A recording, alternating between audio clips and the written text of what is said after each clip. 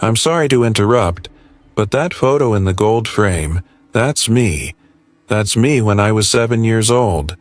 Where did you get that?" The tray in her hand shook slightly. Glasses rattled against the silver. Her voice wasn't loud, more like a whisper caught in a storm. But it stopped the room.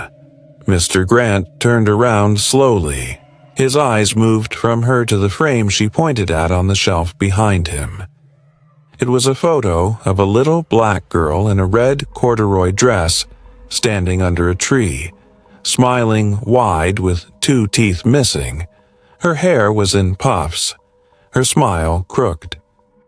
The photo was old, slightly faded, but she knew that picture like she knew her own reflection, because it was her.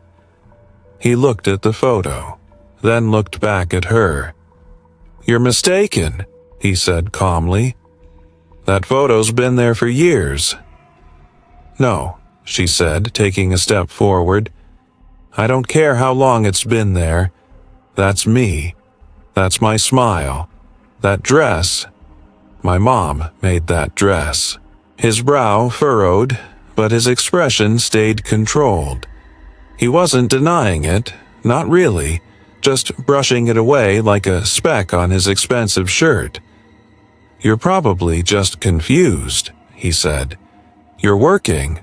Maybe it's a long day." "That's me," she cut in, firmer now. "I don't know how, I don't know why, but I'm telling you that's a picture of me as a little girl." A silence fell between them. Tense. Heavy. Like something sacred had just been broken. Mr. Grant looked back at the photo, his jaw tightening.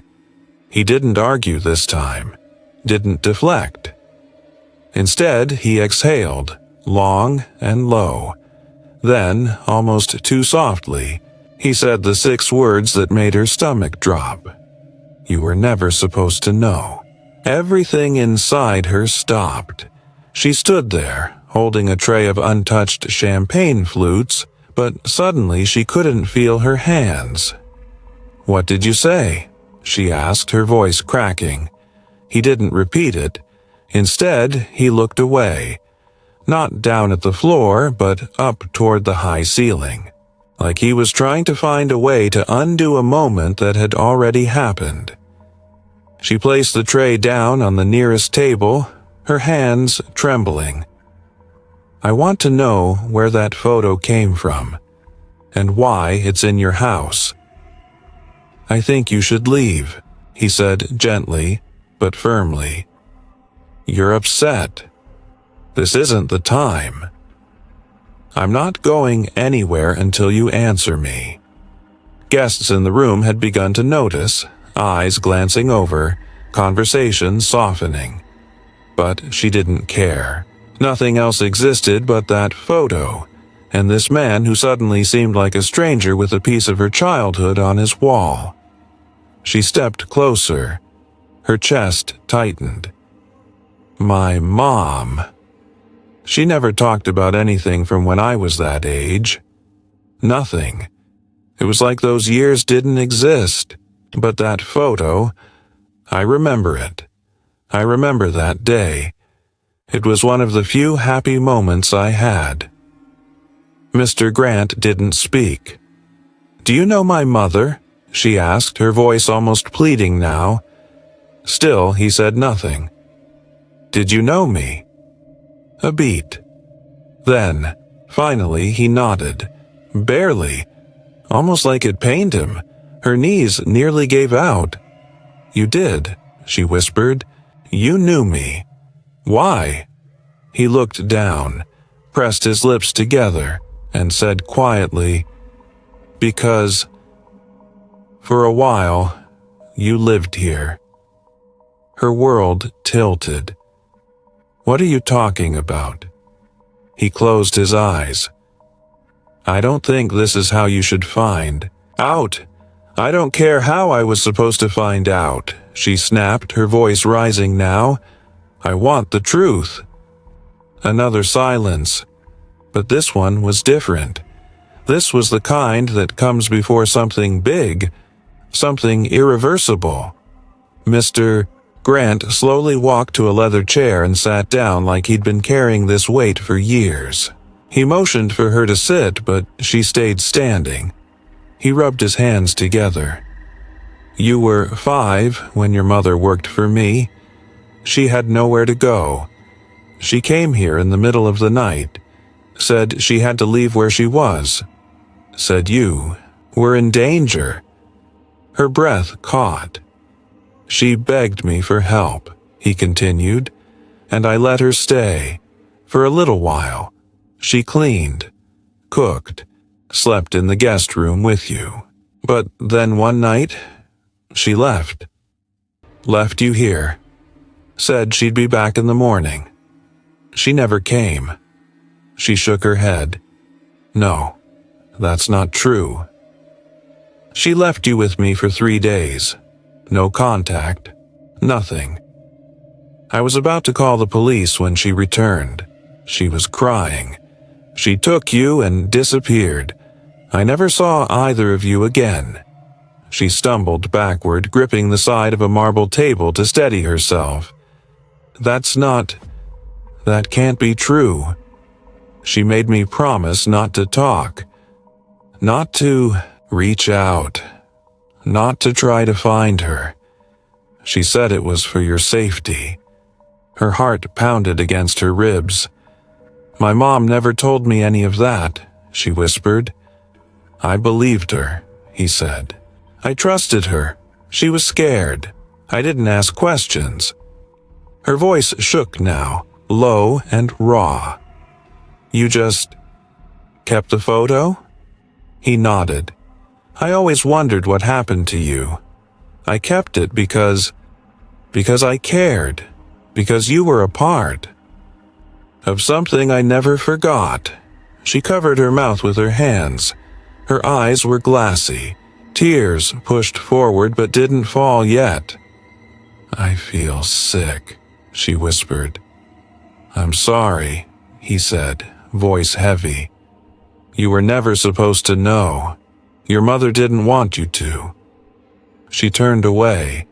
None of it made sense. And yet, all of it did. The blank spots in her memory. Her mother's silence.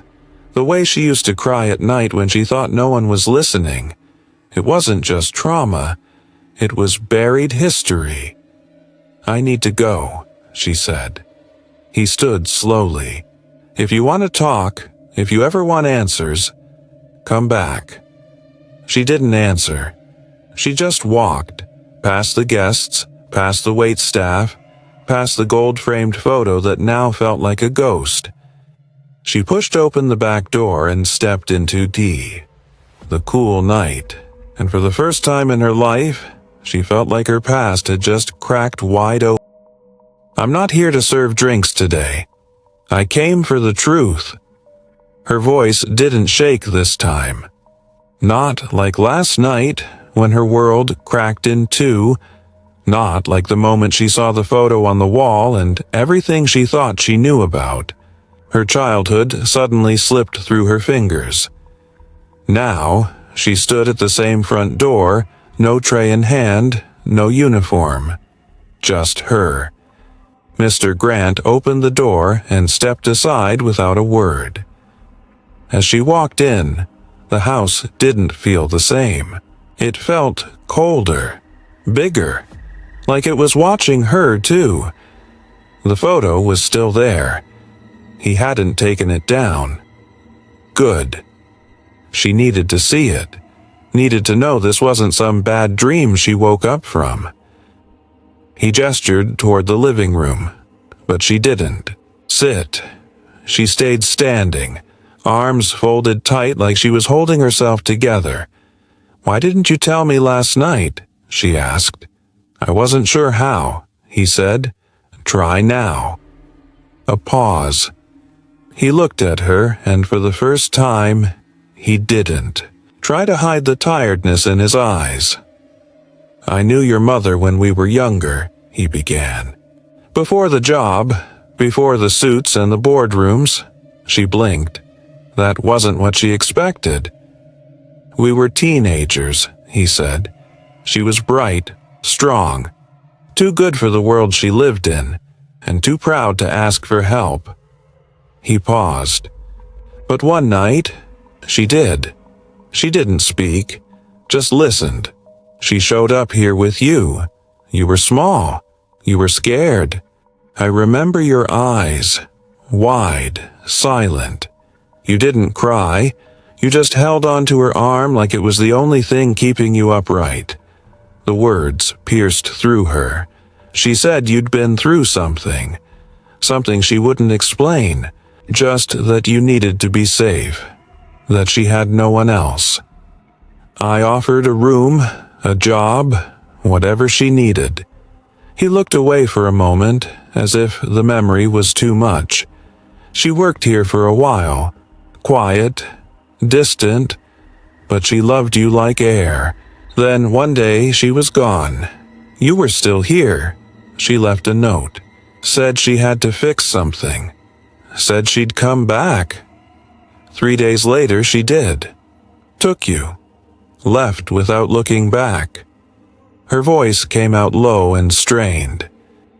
Did she ever explain what she was running from? He shook his head. No, but I knew it was bad. She had bruises she didn't talk about, fear in her eyes that didn't fade. Who was she running from? She asked.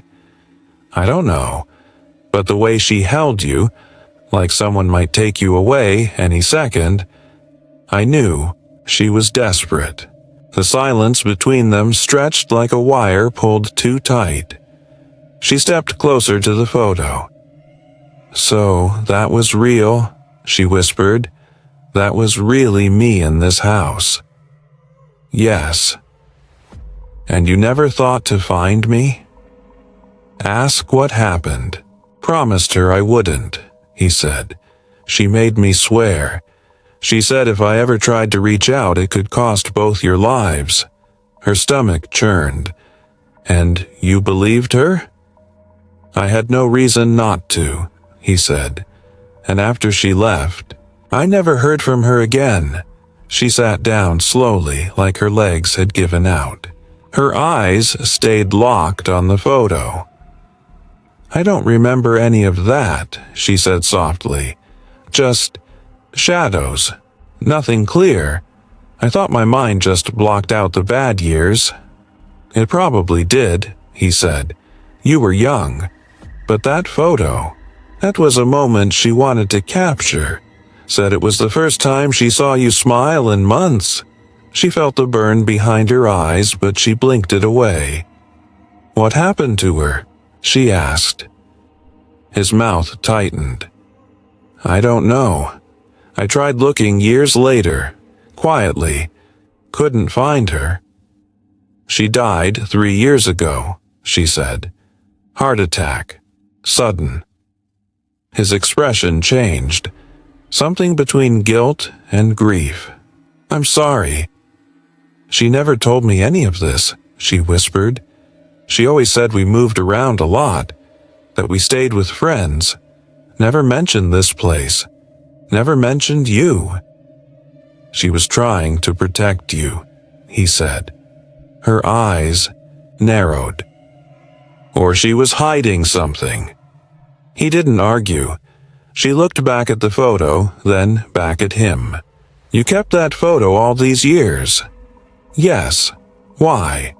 Because I never forgot, he said. You were a scared little girl who trusted me, and I didn't know if I did enough to deserve that trust. Keeping the photo was my way of remembering that I owed you something. A long silence settled. She finally whispered, So all this time, my mom lied? His face softened, but his voice stayed firm. She didn't lie. She made choices, maybe out of fear, maybe out of shame. I don't know. But whatever she did, it was to protect you. Her heart clenched, A part of her wanted to scream, to tear the photo off the wall, to demand more answers than this man could ever give. But another part of her, the quiet, aching part, understood. Sometimes people run, not because they're weak, but because the truth is too heavy to carry. And now that truth was sitting right in front of her, staring back from a gold frame. She stood up. He watched her, unsure what she'd do next. "Do you have anything else?" she asked. "Letters? Notes? Anything from her?" He shook his head slowly. "Only that photo. And memories." She nodded once, then turned toward the door. But before she reached it, he spoke again.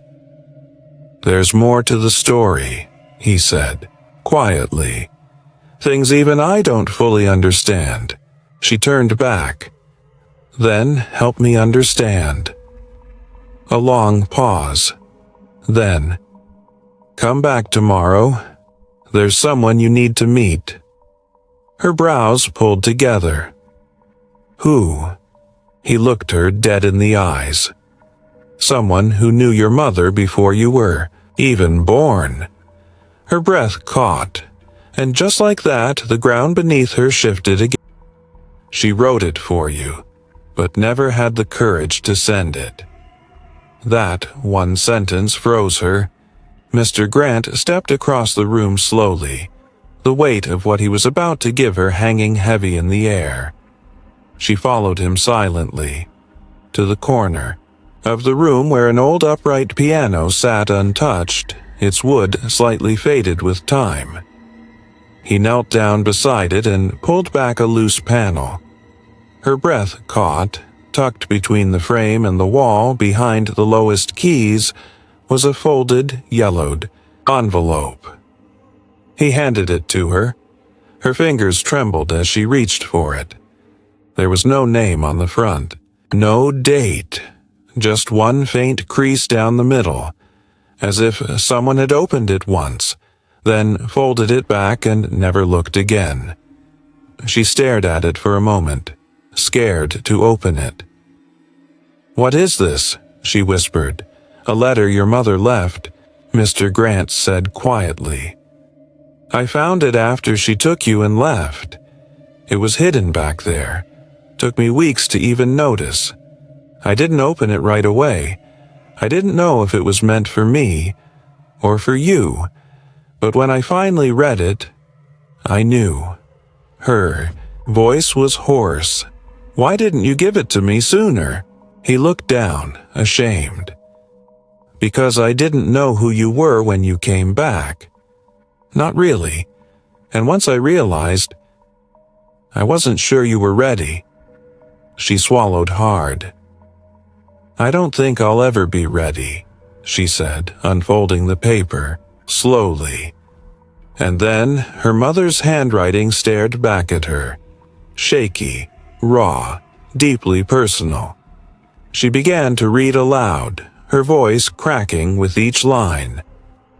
"If you're reading this, then I was too much of a coward to say it to your face. I'm sorry." Her throat tightened. Her grip on the page trembled. "I've spent years running, not just from danger, but from myself, from the shame, from the things I let happen and the things I didn't stop."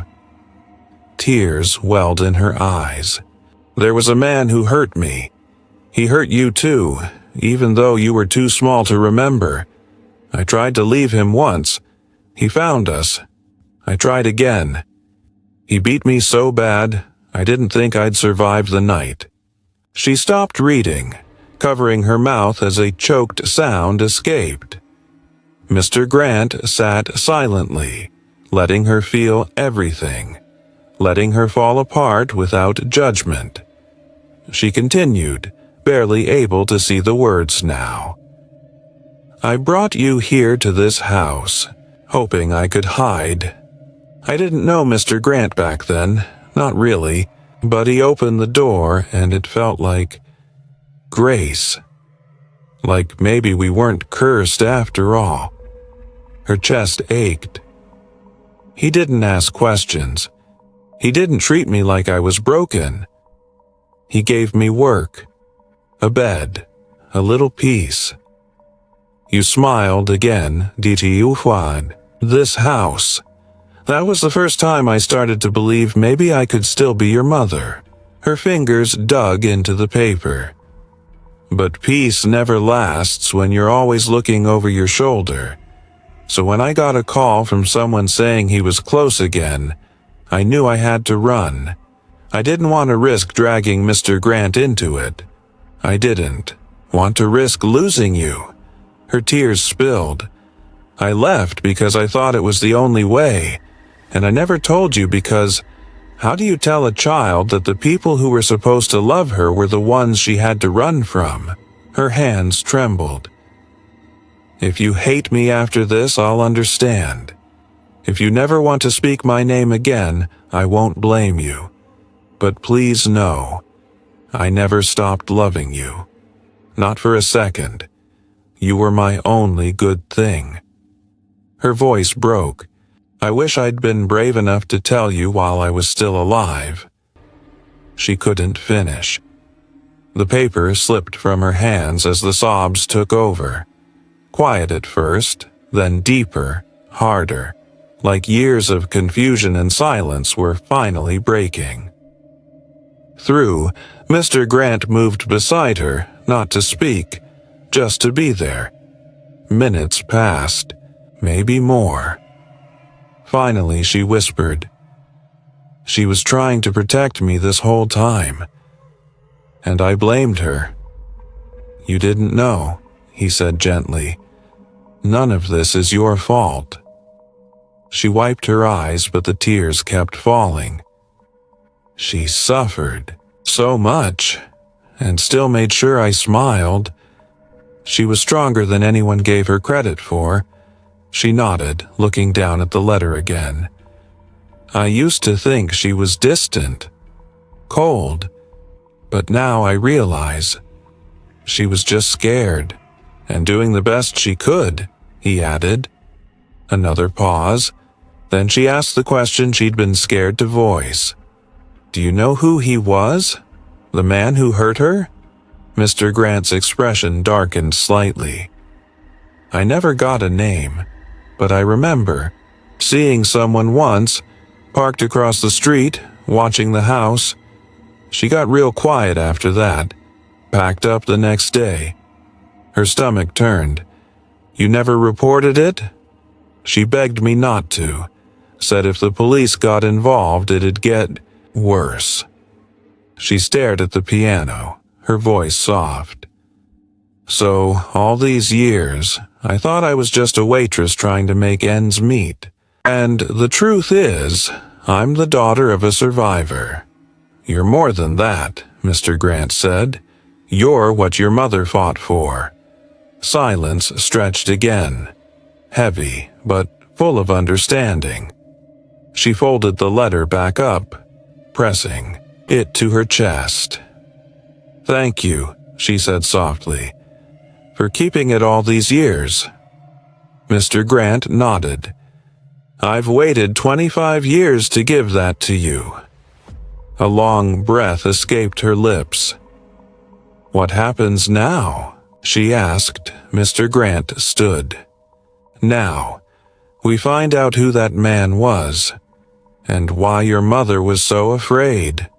Her jaw clenched. "I want the truth. All of it." "You deserve that," he said, "and I think I know where to start." She looked up. His eyes were serious. "There's someone else your mother trusted once, someone who might still be alive." "Who?" she asked. He paused. "Your father's brother." Her stomach dropped. She'd never heard those words in her life. Not from her mother, not from anyone. "My uncle?" Mr. Grant nodded. "He disappeared after things got dangerous, but if he's still out there, he may be the only one who knows what really happened before you were born."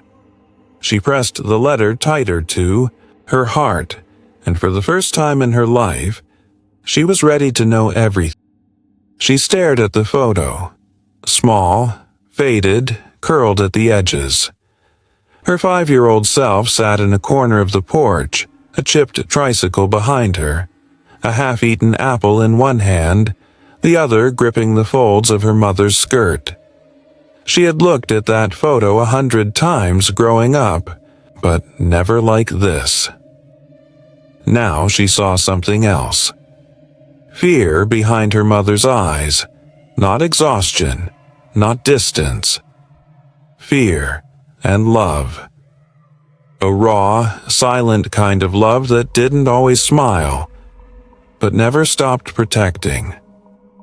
She pressed the photo to her chest and sat down at the edge of her childhood bed, the one that still creaked when she shifted, the one with the faint scratch marks carved into the headboard.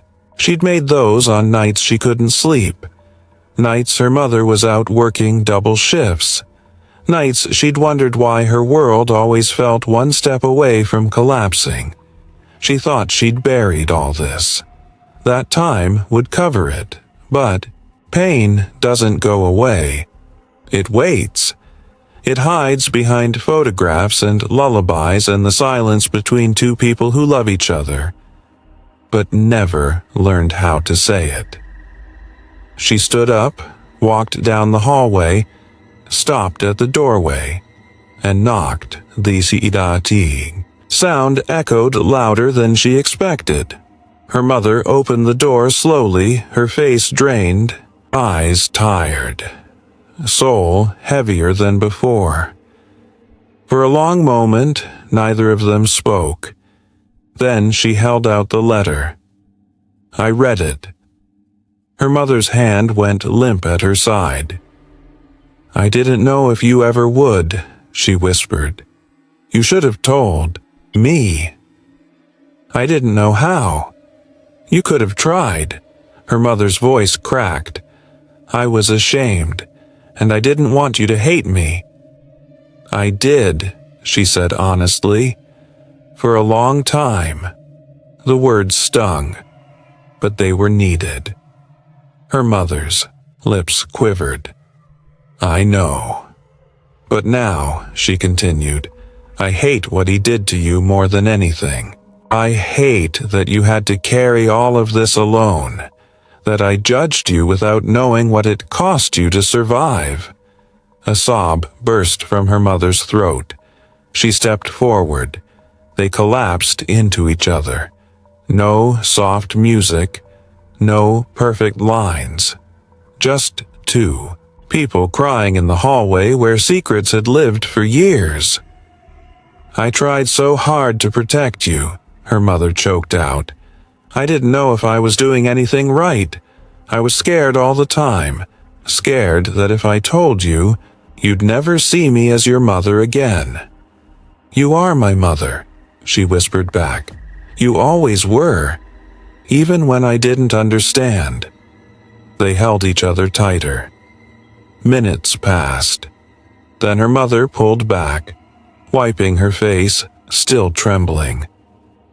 There's something else. She froze. What? Her mother reached into the top drawer of her dresser, pulled out a small folded card. It was addressed in the same handwriting as the letter, but this one had a name written across the front. Her name. I wrote this the night we left Mr. Grant's house, her mother said, but I never mailed it. She opened it slowly. Inside was a short note. If we never see him again, I want you to know. That man changed our lives. He gave us safety. He gave me hope. And he gave you your first real laugh in months. Never forget that. He may not be your father, but he loved you like you were his own. Tears blurred her vision. Her mother placed a hand on her shoulder. You should go see him. She didn't. Call ahead, didn't warn him. She just showed up. like the first time, only now the weight in her chest felt different. Heavy, yes, but no longer dragging her under. Mr. Grant opened the door with a small smile. "I figured I'd see you again," he said. "I figured you'd say that," she replied. He stepped aside, motioned her in. The house was quieter now. Not silent, just settled. They sat in the living room. Same place, same chairs, but this time she spoke first. "You didn't just give us a room. You gave us peace." He looked away, swallowing hard. She deserved that. So did you. And you kept it all these years. The letter, the photos, the piano. His voice cracked. "I couldn't forget you, even when I wanted to." She reached into her bag, pulled out a small folded scarf. It was the one he used to keep in the hallway. The one she'd always steal as a kid because it smelled like wood, smoke, and safety. He smiled when he saw it. "You took that?" "I borrowed it. I'm just returning it now." He chuckled softly. "It's yours." Then he stood. "I have something for you too." He walked into the back room. When he returned, he carried a tiny box, carefully wrapped. No ribbon. No card. Just memory. She opened it. Inside was the necklace, the one she'd lost when she was 7, the one her mother had told her probably fell behind the dresser, the one with the tiny golden bird charm. He had kept it all these years. "Found it under the porch after you left," he said. "Figured maybe one day you'd come back for it." She reached out, her hands shaking, and he gently helped her clasp it around her neck. It still fit. She looked up at him, eyes glassy. "I wasn't just a stranger in this house, was I?" He shook his head. "No, you were never a stranger. You were someone I never forgot." She didn't hug people easily, not even her own mother. But right then, she did. She hugged him tight, burying her face into his shoulder, the way she had when she was too young to speak her fears aloud. And for the first time in her life, she felt whole. Not because everything made sense, but because she finally knew who she was. Not just a girl who had questions, not just a waitress, a survivor, a daughter. She was a girl who had been loved. Fiercely, silently, and unconditionally. By two people who didn't always know how to show it, but never stopped trying. And now, with the necklace warm against her skin and her mother waiting at home, she was ready to move forward. Not by forgetting, but by finally forgiving.